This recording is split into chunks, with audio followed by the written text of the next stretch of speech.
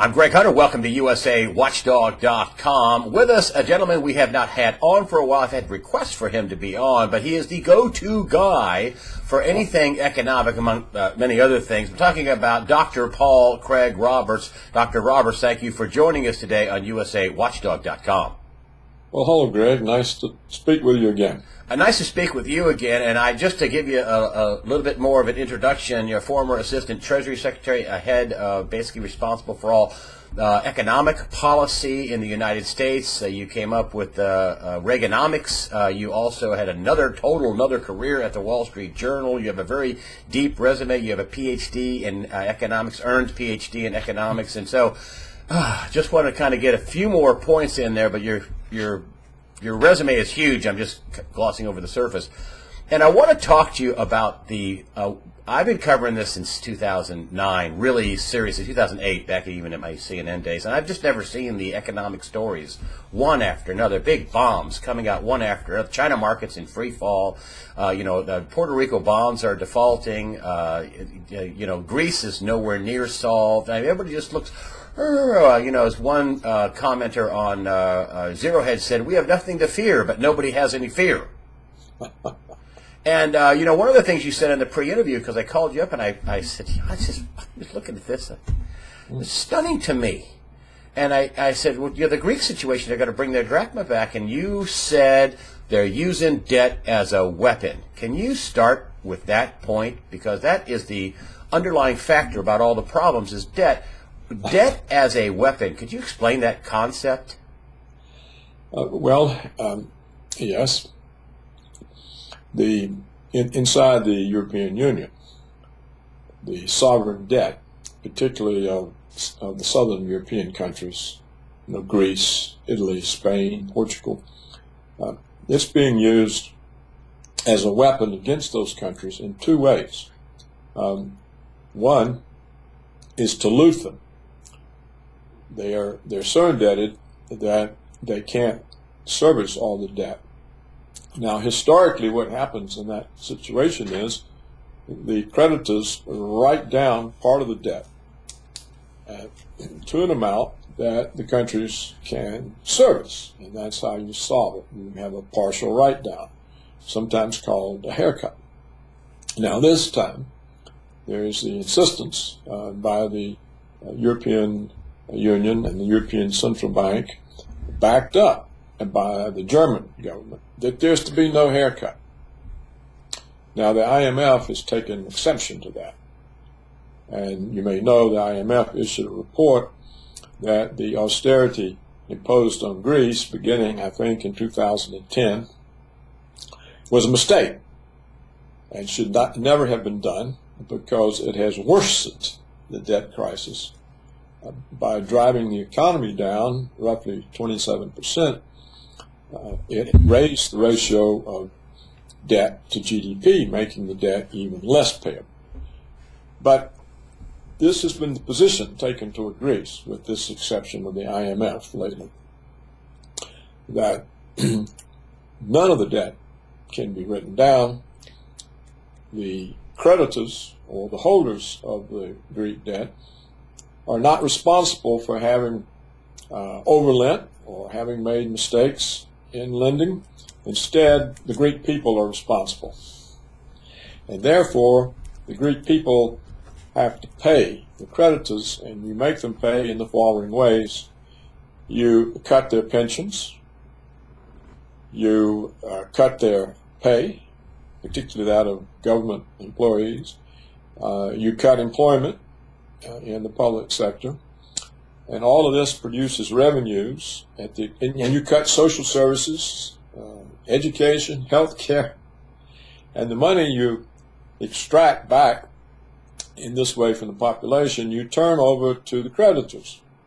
Furthermore, the Greeks are also being made to sell off public assets, water companies, the ports, the historically protected Greek islands. They have to sell these now to real estate developers. And so the ownership of these assets pass out of Greek hands into foreign hands. So in this sense, the debt is being used as a weapon in place of war and occupation to loot the Greek people. So that's one way it's a weapon. The second way it's a weapon is it's being used to destroy the sovereignty of the Greek government, because what the bailout plans do, and by the way, they don't bail out Greece. Greece is not bailed out. They bailed out the creditors, but really not even the creditors, because much of this debt now is no longer held by the creditors. It's held, for example, by New York hedge funds that bought up the debt at discounted prices when it looked like it might not be paid. The New York hedge funds bet on the fact that it would be paid and bought it up. And another big part of the debt is held by the European Central Bank, which has been printing 60 billion euros a month to buy troubled securities from the banks. So it's a situation where it's no longer the creditors who are at risk of the debt, but the European Central Bank and the New York hedge funds. Now, of course, some of the debt still remains with creditors. So to get back to the second way it's a weapon, these so-called bailouts take away the Greek government's control over its own fiscal policy. It's no longer permitted to make its own tax and spending decisions. These are made by the EU, and they come in the form of the austerity that's imposed on Greece. And in return, Greece gets the money to make the payments to the holders of the Greek debt. So that's how it's a weapon. And now, of course, it's a weapon everywhere. In the United States, it's a weapon against everyone who had savings, particularly the elderly who don't trust their savings to the stock market because it's so volatile, because there has been no interest income on savings now for about 7 years. So everyone who carefully saved over the course of their life, they plan their retirement, we have to have so much money so that we can get the interest to supplement our Social Security pittance so that we can see ourselves through life. All of those plans have been destroyed by the zero and now negative rates of interest on savings, whether they're CDs or whether they're in bonds or money market funds or whatever. Essentially, the income you get is below the rate of inflation, and you're receiving negative interest rate.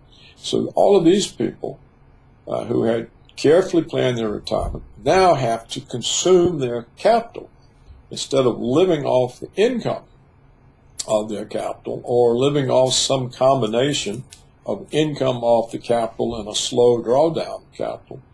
They're deprived of the income and therefore are having to directly consume their savings. So this, of course, means they may run out of money before they run out of life. It means there's nothing left for heirs. These people in the past who could help a son or daughter transition from a loss of a job or something, or some particular medical problem, or who could help grandchildren with unpayable student loans. This is also gone, because if you're having to consume your capital, you have the ability to also help children and grandchildren. So the whole country here is being forced down. People are having much more stress. And this is done in order that the Federal Reserve can keep very low interest rates in order to serve 4 or 5 big banks.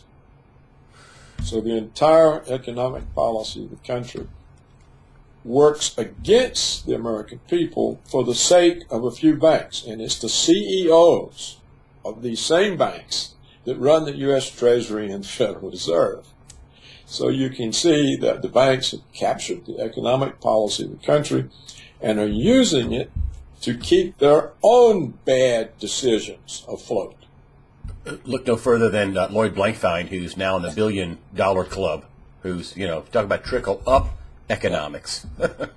That's, I want to talk to you about the IMF. I mean, I've heard all these stories on the internet. I think you sent one that they're going to jack interest rates to the moon, and they're going to crash the economy, and that they're just going to raise interest rates, and that'll be enough to crash the economy. And then there's a whole other school of thought that says, well, they're going to go negative, really, notionally. They're going to actual, real negative.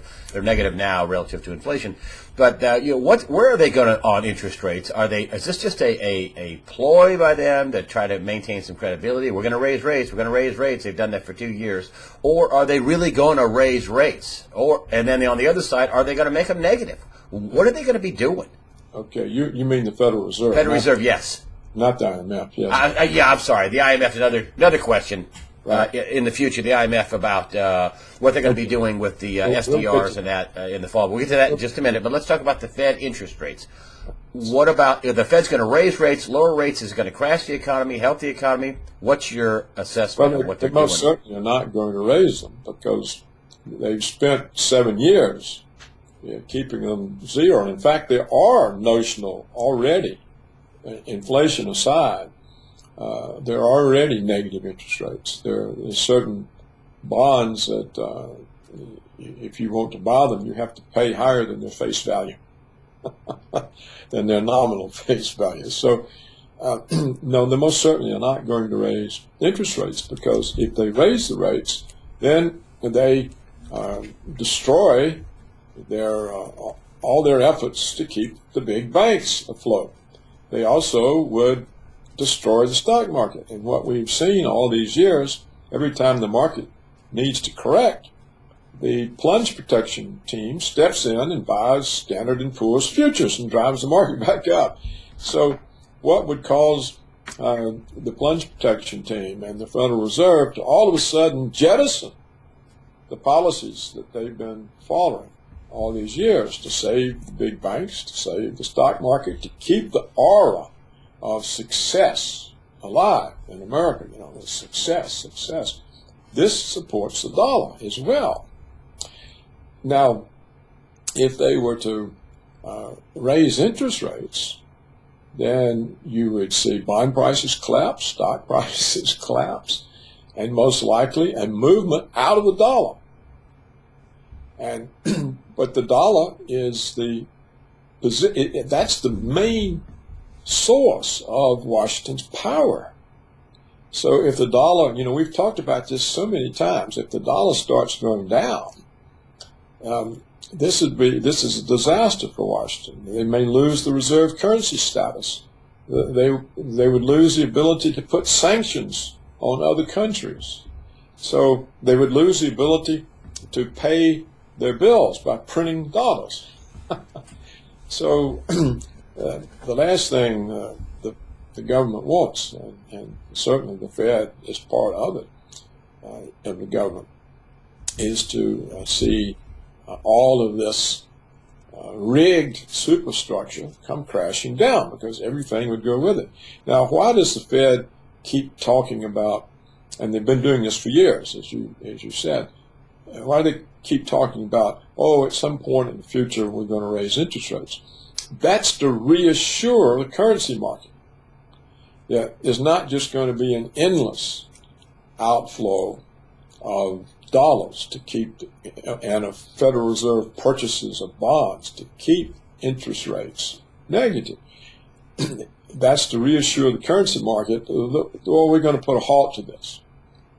Or we're going to put a halt to it next September, or next March, or next June.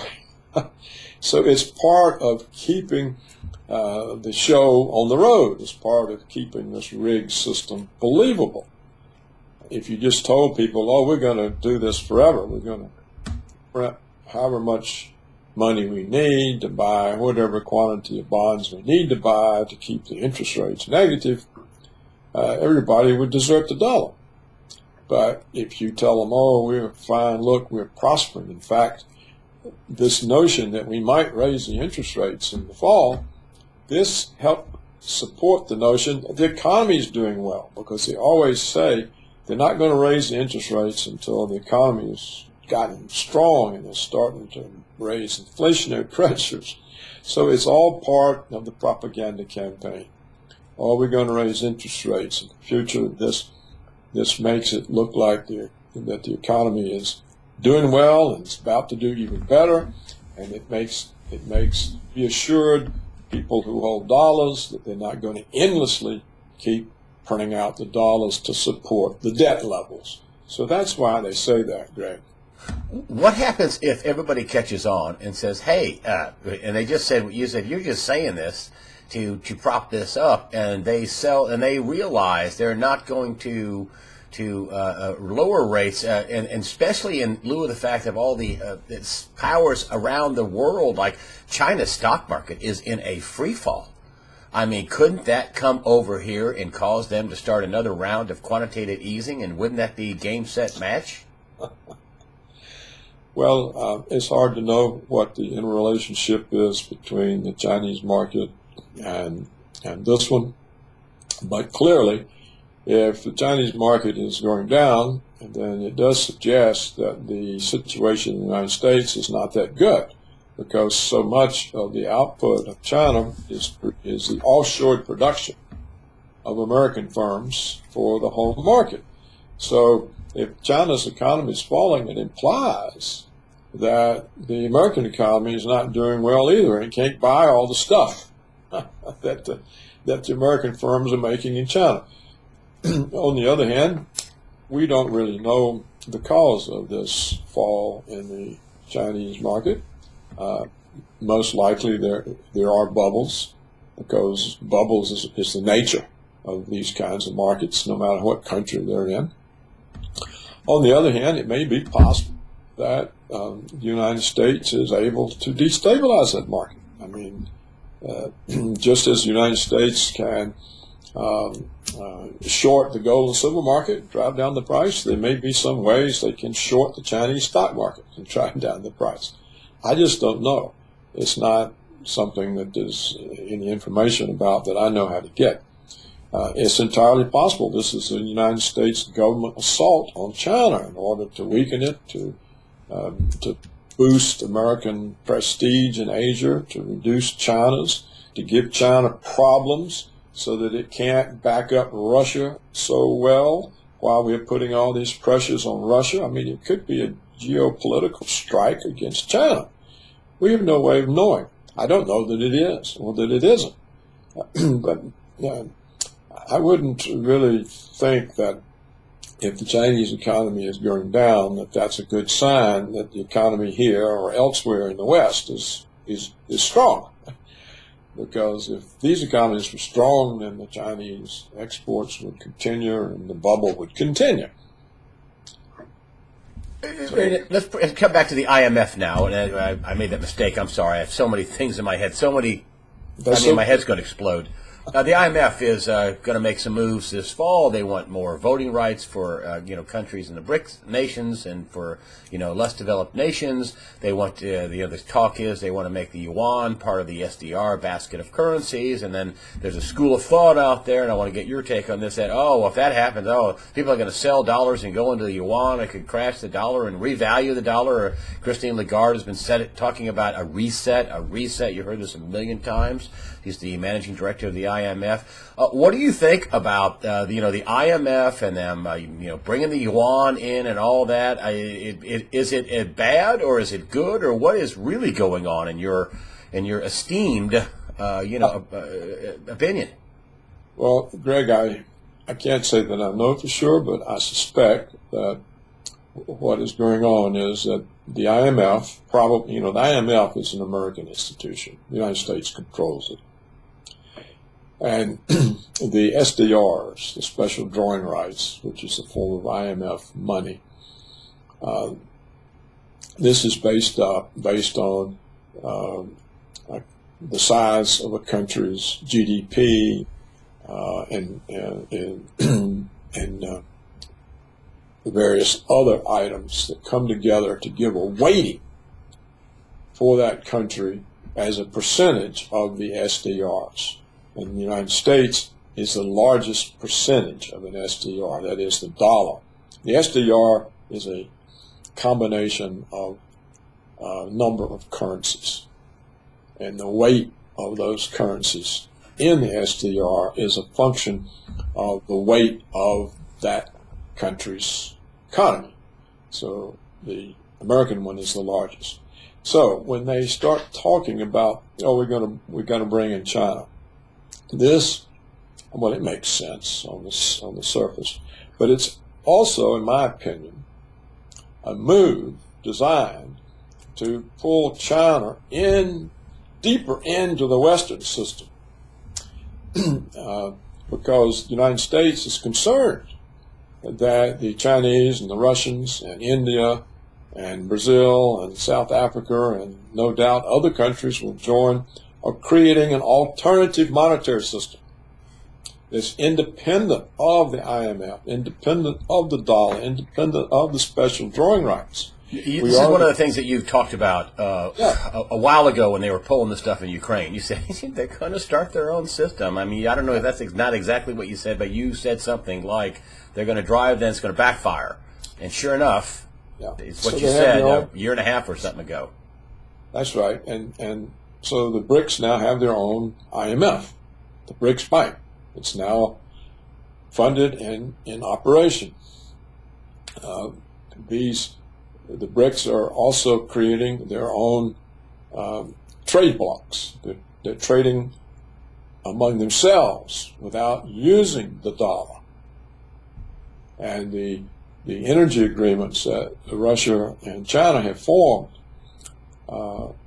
these are not paid or settled in dollars. They're settled in rubles and in the Chinese currency. So you see this system moving outside of Western control. So to go tell the Chinese, oh, look, we're going to bring you into the BRICS, and of course you've got the second biggest economy, so you'll have a very strong weight. I mean, not the BRICS, into the IMF, into the special drawing rights. You're large now. You'll have a lot of weight in the IMF, so your influence. So this is a way of trying to counteract the creation of the alternative system that Russia and China are creating by offering China this opportunity to have its currency heavily represented in the special drawing rights. So China's influence in the IMF would be present, and it's an effort to show the Chinese, look, you can be influential in the Western system, and thereby kind of leave the Russians hanging. So that's what I think it really is. I mean, if you were IMF staff, it would make sense to you that the Chinese currency should have been included. It should have been included a long time ago.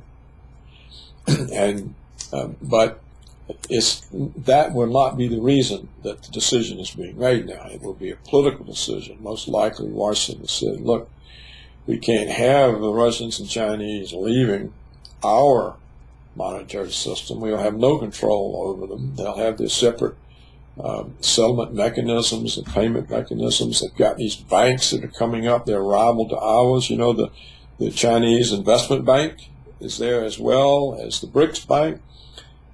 We've got to do something to bust up this departure from our system. So let's pull the Chinese into it. So I think that's what's going on. I don't know. Are they going to devalue the U.S. dollar while they're bringing them in? I mean, a lot of people think, oh, this could be a big hit to the dollar. No, it's nothing to do with devaluing the dollar. That's the last thing that the Fed wants, or Washington wants. What it means is that they'll redefine the weights of the countries in the special drawing rights in order to bring in China. So the quotas, as they're called, the quotas, that is the percentage of the SDR that a country's currency comprises, they'll be altered. So it may mean the American quota inside the SDR will go down, but it has nothing to do with devaluing the dollar in terms of its exchange value in currency markets. You know, already we have the fact that the Federal Reserve uses the European Central Bank and the Japanese Central Bank to help stabilize the dollar's exchange value. Anytime the dollar starts to look weak, they have to print more yen or print more euros, because those are the three large currencies that trade. So it's hard for the dollar to drop from being overprinted, if the euro's being overprinted, and if the yen are being overprinted. So the dollar is a carefully managed currency, and protecting its exchange value is probably the primary goal of the Federal Reserve and of the United States, because, as we've said so many times, that's the real basis of American power. And so, no, the IMF is an American organization. The United States would destroy it before they let the IMF do anything that devalued the dollar. It's just not going to happen that way. The only way the dollar could be devalued is if the world just completely lost the confidence. And could that happen? Is there something out there that could knock the dollar out of its saddle? You know, I always, we've talked over the years so many times, I thought that would happen. To hear you say, and you said something at least a couple. The first time I heard you say it, I thought, I just was taken back. I mean, here's somebody with a PhD in economics who's an top inside government man at the Treasury. And, for you to say, wow, I'm surprised it's gone on as long as it has. I mean, that's when you first said that, I thought, wow. And a lot of people were fooled by how they could levitate this. Do you think that they're running out of runway here? It looks to me like they've got it rigged. And as long as the European Central Bank and the Japanese Central Bank cooperate with them, as long as they can keep this aura of American success, we have a recovery, or we may have to raise interest rates. all of this keeps the image going. They're selling an image, and it's worked. It's worked a long time. And then where would people go if they want to leave the dollar? Where they want to go? Do they want to go into the troubled yen? I mean, the Japanese are printing hand over fist too. Do they want to go into the troubled euro? Where would they go? They would probably try to go to the gold market, and I wanted to bring this up because, you and Dave Kranzler have done, great work on proving beyond a shadow of a doubt that this is rigged. I mean, it's rigged. There's all kinds. I mean, on the silver market, they dumped a couple of billion, dollars, the year's mining production or something like that. They've driven the price down to $14.50 or something. Gold's been under $1,100. And why are they doing? I mean, obviously, demand is huge. I mean, they had such a big demand at the Mint, they stopped selling U.S. Eagles. They sold more coin, so 10,000 ounces of gold Eagles in 2 days when the price was bottoming. I mean, the demand is off the charts. You talk to anybody who's selling tonnage, Rob Kirby says that it's unbelievable. The demand is off the charts and the price is going down. What's going on? Well, as we've discussed before, the price of gold and silver is not determined in the physical market where actual gold and silver metal is bought and sold. And in that market, the demand is extremely high and rising. You can see it. I mean, there's no doubt about it. The demand keeps increasing. It's higher and higher. For 18 months, since 2013, for 18 months, the U.S. Mint had to ration the sales of silver eagles. It just couldn't produce enough eagles to keep up with the demand. The same thing happened in Canada with the silver maple leaf. So we know the demand is very strong in the physical markets. Now what happens is in the futures market, this is the market in which the price is determined. It's a very strange thing because real gold and silver doesn't trade there. What trades there are paper contracts. That's where you buy and sell contracts that represent a promise to deliver. But nobody much wants delivery because the contracts are settled in cash. It's a market for speculating. It's a market where the hedge funds use futures contracts to hedge their positions and to manage what's called their Sharpe ratio, which is some sort of measure of risk and return. And it's important that they show that this Sharpe ratio is managed, because that's how they sell it to investors. So it's a market in which 99% of the contracts are settled in cash. Hardly ever does anyone who has bought a futures contract hold it for delivery. The positions are always closed out before delivery. So what this means is, since people don't take delivery of gold, there's no risk in issuing uncovered contracts, that is, naked contracts. So unlike the stock market, if you short the stock market, you've got to go borrow the stock from somebody, give them the cash, and then you have to use the real stock to short it, but not in the bullion markets. You can simply print the contracts. It's uncovered, it's naked, and sell it, and you've got no gold to back it. They're not backed by the possession of gold. So this means you can dramatically increase the supply of paper gold in the futures market just by sitting there printing contracts. So why are they printing so many contracts now? Go ahead. That's how they drive down the price. So why do they do it? They do it for two reasons. One, the bullion banks are the main, and the bullion banks are agents of the Federal Reserve.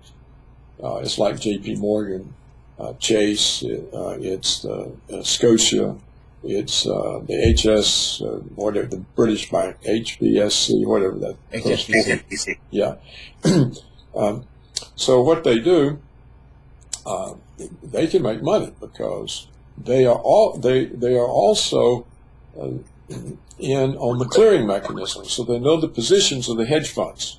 So they know when the hedge funds are loaded up, and they know where the stop loss points are. So they get this information. So then they know how many paper contracts to print up and dump in the market that set off the stop loss orders. So that's more sales, the stop loss sales. So their sales produce more sales as the stop loss orders are triggered.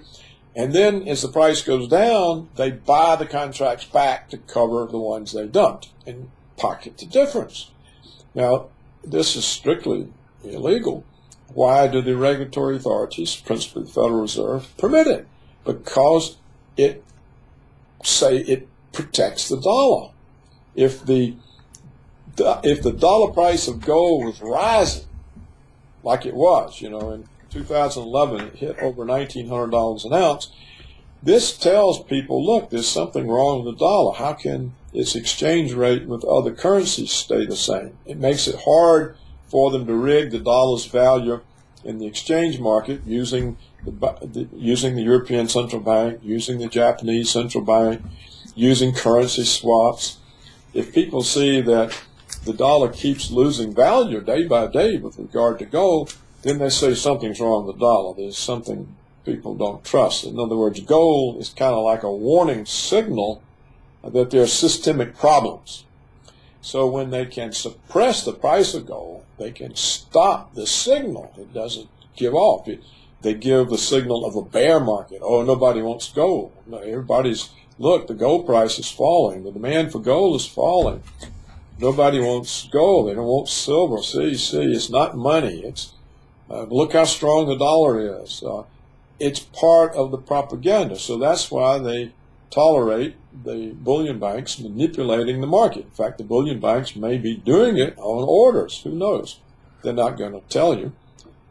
But that's the way the process works. And the reason is it protects the dollar from a rising price of gold, and it protects the whole rigged system from gold being a warning signal that, look, this is a house of cards. Get out. And so that's the reason that they manipulate the price of gold and silver. Instead of the prices falling, demand falling, it's bizarre. Demand is skyrocketing. Is that its own canary in the coal mine that money players are saying, I don't care if it's falling or not. Give me gold. Give me silver. Is that a warning sign that it is a house of cards and it is falling, that with the stampede into precious metals? See, if it's recognized. Now, some people clearly understand it, and that's why the demand for gold and silver is so high that it often cannot be met. Right now, for example, the U.S. Mint has suspended all sales of silver eagles simply because they can't get enough silver to manufacture the coins to meet the demand. So all sales are suspended at this current time. We see that the gold trusts are being depleted. We see the extraordinary amounts of withdrawals from the Shanghai Gold Exchange. So we know the demand for gold and silver is very, very high. So some people know that. But the financial press operates to disguise what's going on. The financial press says, oh, the reason the demand for coins is so high is the price is falling. Well, what made the price fall? In this article that Dave Translow and I have just posted on my site, which is already going everywhere, we prove conclusively that only two things can cause the price of gold to fall. One, it has to be a great increase in supply, so that the supply curve shifts out to the right and more gold is available at every price. But that's not what's happening. It's the opposite, because the falling price of gold means that many mines are closing down or cutting back output because the cost of production are higher than the price. So we see supply constraints, not an increase in supply. The only other thing that could cause price to fall would be for demand to fall, and yet we see no, there's a massive increase in demand. So the price in the futures market does not reflect the actual conditions of supply and demand in the market for the physical metal. That is the market in which people actually buy and sell gold and silver bullion. That market indicates an extremely high price. But that's not the market where the official price is established. The way it's set up, the price is established in the future market. And there, the price can be controlled simply by printing contracts, uncovered contracts, and dumping them in the market so that the supply of paper gold increases dramatically. That's what drives down the price. So it's fraudulent. It's fraud. But as long as the financial press says, "Oh, look, see, the price of gold has fallen," that means nobody wants it. or the Wall Street Journal last week had a story. Well, if we're really honest about gold, it's nothing but a pat rock. And all these stories are coming out. Just a minute, Greg. All these stories are coming out in the press. They're orchestrated. Gold's not money. It's not money. It's not money. It's a pet rock. But of course, the United States government considers it to be money. It's part of our official monetary reserves. The Office of the Control of the Currency considers it to be money. All foreign central banks that have gold consider it to be money. The IMF considers it to be money. For example, you can repay IMF loans in gold. And yet the financial press is feeding everybody the notion that gold is just some kind of a relic. It's not. It's a pet rock. There's no reason to have it.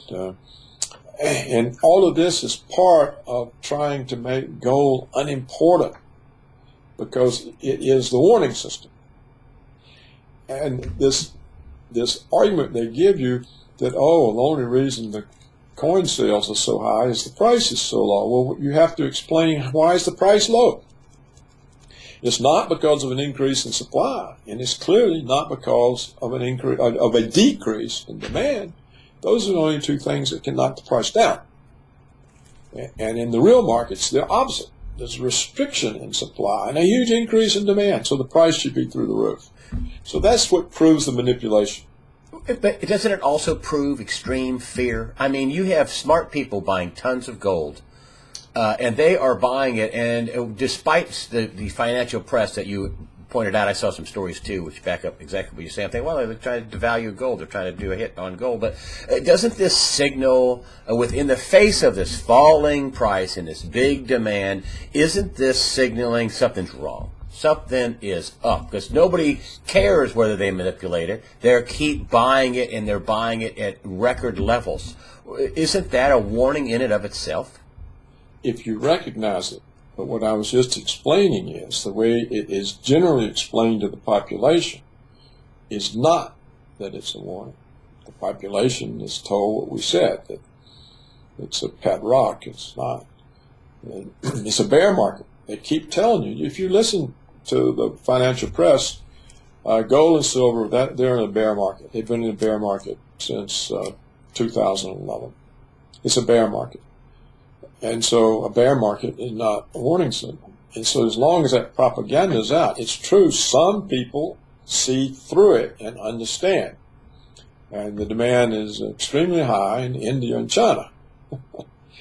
But in general, the people have not caught on. A lot of Americans are part of the propaganda. And so if everybody caught on, they couldn't manage this. In fact, you wouldn't be able to get, if everybody caught on, there'd be such a massive move out of fiat currencies into physical metals that it couldn't be met. I mean, they're already having great trouble managing the demand when it's only coming from a relatively few people. Imagine if everybody in the country and in Europe was saying, gosh, what am I holding these worthless dollars for? I'm getting negative interest rates. They're destroying the fiat currency. I want out. The demand for gold and silver would be so high it couldn't be met. The price would be astronomical. And so the propaganda does work for the establishment. It mainly works because not many people see through it. The people who see through it understand, I want it. I don't believe a word of this. I want more gold. I want more silver. We see it in the fact that the mints can't stay up with the demand. What could cause this house of cards to go down? I mean, could it be bond defaults like in Puerto Rico, or them coming up with a new currency in Greece and saying, we've decided to default and we have our own currency now, or whatever? Could there be? You've called this a house of cards, and that to me says it's very fragile. Obviously, some people think like you do because they're buying crazy amounts of gold and silver and just a relatively few people. So that's a warning sign in and of itself. But what could bring this whole house of cards, as you say, to a crushing collapse? I think it would have to be a run on the dollar, an abandonment of the dollar. And I just don't.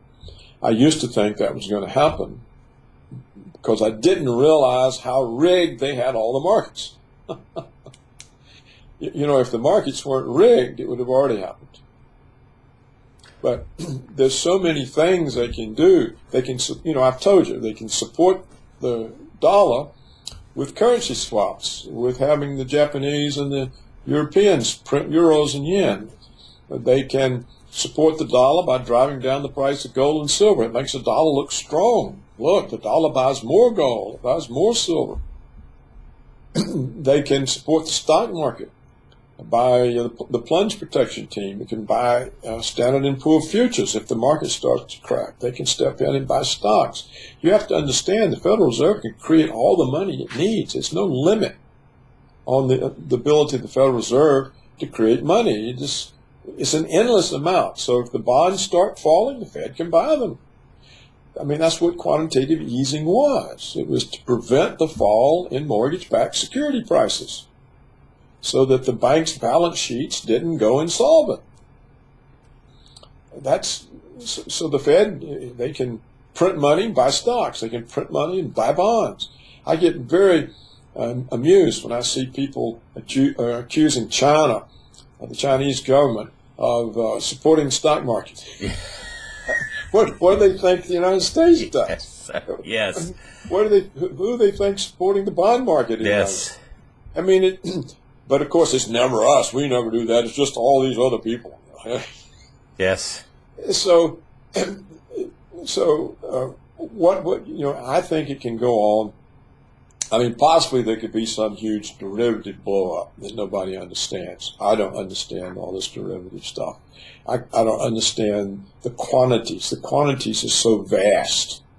When you have 3 or 4 American banks with the derivative exposure several times larger than the gross domestic product of the entire world, these can't possibly be covered. What does it mean? I don't know what it means. And something could blow up there that the Fed doesn't understand and doesn't know what to do about, or the quantities involved could be so stupendous. I mean, I'm not sure the Federal Reserve can start printing quadrillions of dollars. At some point it does end, though, does it not? Here's what I think now. I used to think the markets would break this, but they've got control over the markets. What I think will break it, and it may be quite slow and gradual, it will be the move away from the EU, from the euro. If Greece actually does have to leave in order to survive, if they're followed by Italy, by Spain, then the EU starts breaking up. Where they're going to go, they have to go into the Russian bloc. They got to have some kind of financing. And this is why I think Washington is trying to preempt this by pulling China in deeper into the IMF. Look, we're going to make you a heavyweight in the special drawing right. Your influence goes up, blah, blah. So that's what would have to work out, that the slow erosion of the system that supports American financial hegemony, it would just have to slowly erode and go away. Now, I'm not sure Greece would be permitted to leave. I've said before, the economics of it, the way that the EU and Germany are using the debt, means that Greece cannot survive unless they leave. But I think if it reached that point, Washington would call up the EU and say, look, get off Greece's case. We don't want them leaving. It'll begin an unraveling. We don't want that unraveling. Print the money and pay off their debt, just like the Federal Reserve did here. Which is why the IMF is saying they need a debt cut. They're probably telling the EU back off. The Washington will simply order it. If it looks like Greece is going to leave, Washington will simply tell the EU, tell the European Central Bank, look, no, print the money, buy the bonds, get the bonds on your books, out of the market. That's what we did with mortgage-backed securities. That's what you're going to do. And Europe is an American puppet state. It can't act independently and doesn't, and they'll follow the orders. So it's going to be very hard to collapse this house of cards because they've got all this control. I mean, I don't know what kind of event would cause just a massive stock sale that the plunge protection team couldn't stop by buying futures. They could lose control of gold and silver simply because they run out of stocks. I mean, if the demand for gold and silver, continues to exceed the annual output of gold and silver, and the existing stocks, which may be low, because you have to remember, a couple of years ago, the Germans asked the Federal Reserve, can they have their gold back? And they said, no, you can't. They get 5 tons. and so all the indications are that the stocks of gold and silver to meet this rising demand, they're not really there. And so at some point,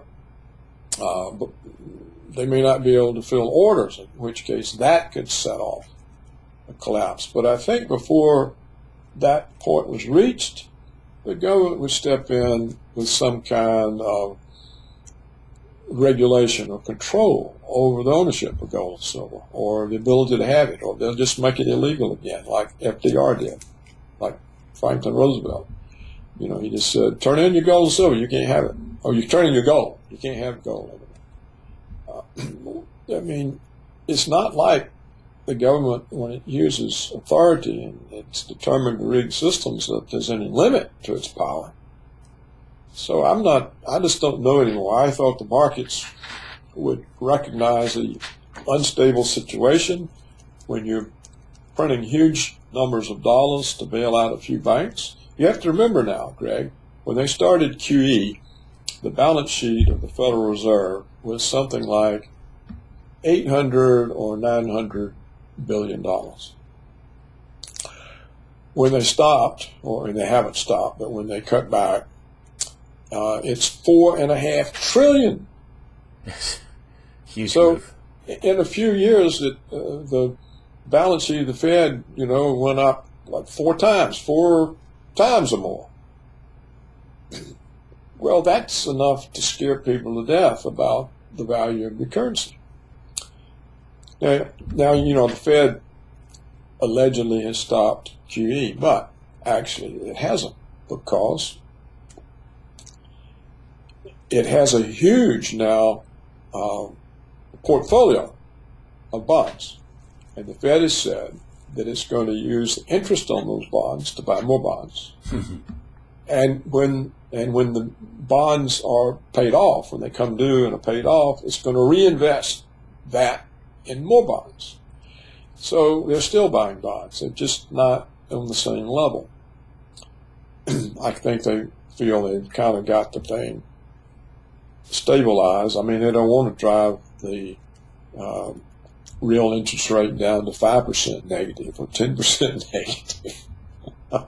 That's too much, So I don't know, Greg. It's a house of cards, but they've got so many ways of keeping it from falling, because the markets seem to have been throttled or kept from operating. And again, you come back to the question, people leave the dollar, where do they go? And there's not enough gold and silver or anything for them all to get there, except at monstrous prices, far beyond anything that we've ever seen. So I don't know. I think it's going to continue if the United States persist in forcing Europe into conflict with Russia. At some point, the Europeans may say, what are we doing this for? Yeah, we're done. We're done. And then if they leave, then the whole thing starts unraveling. But I think it's going to be less of a market result than some sort of geopolitical development. But I don't know. I think about it a lot. And as I've said before, I'm surprised that the House of Cards has stood this long, because you would not have expected that. Now, what happens if the economy just falls out and they can't do anything about it? And in fact, the economy is falling out. And I think let's take a few minutes and just let's look at the latest issues of durable goods orders. And if you take out the commercial aircraft, now that's a highly volatile thing, because those orders are placed years in advance. Like the orders that are filled this quarter may have been placed years ago. So commercial aircraft orders don't really reflect the underlying economy. But if you take out these, we see a rather stiff contraction in durable goods orders. We see the second quarter new home sales, they fell by 7.3%. So there's no real economy there. And if you look at the stock market, there was an article in the Wall Street Journal just the other day, and it's based on a study from a brokerage firm called Jones Trading. 6 stocks accounted for more than all of the gain in market capitalization in the Standard & Poor's 500. 6 stocks. Wow. Amazon, Google, Apple, Facebook, Walt Disney, and Gilead, or however you pronounce Gilead. 6 stocks accounted for more than all of the $199 billion in market capitalization gains in the Standard & Poor's 500. And also, 6 firms, all of the below except Walt Disney is out, and in its place is Netflix, account for more than half of the $664 billion in value added this year to NASDAQ. So we're at the market. It's 6 firms. And if you look at those firms, what do they produce? Entertainment. Right. Or Google, sales. Facebook. Amazon. Is a marketer. Google, Apple, Facebook. See, Apple's computers are all made in China by Chinese firms. I mean, Apple doesn't own a single factory. Everything it sells, its computers, its iPhones, whatever it sells, they contract it out to Chinese firms. Facebook, Walt Disney, Netflix.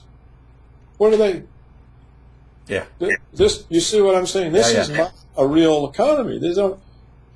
So, if you look at it, I mean, the economy could crash.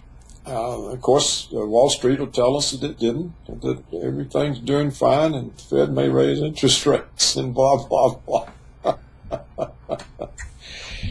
We live in a world where the government learns that it can tell people anything, and there's no uproar. Saddam Hussein has weapons of mass destruction. Iran has nukes. Russia invaded Ukraine. They can just tell whatever whopper they want. People just sit there and say, oh, yeah. We live in a there's bizarre... no inflation.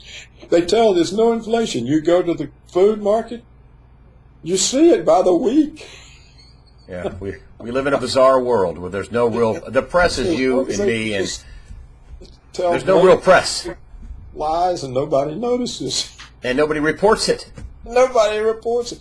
And nobody stands up in the press meeting and say, well, how can this be true?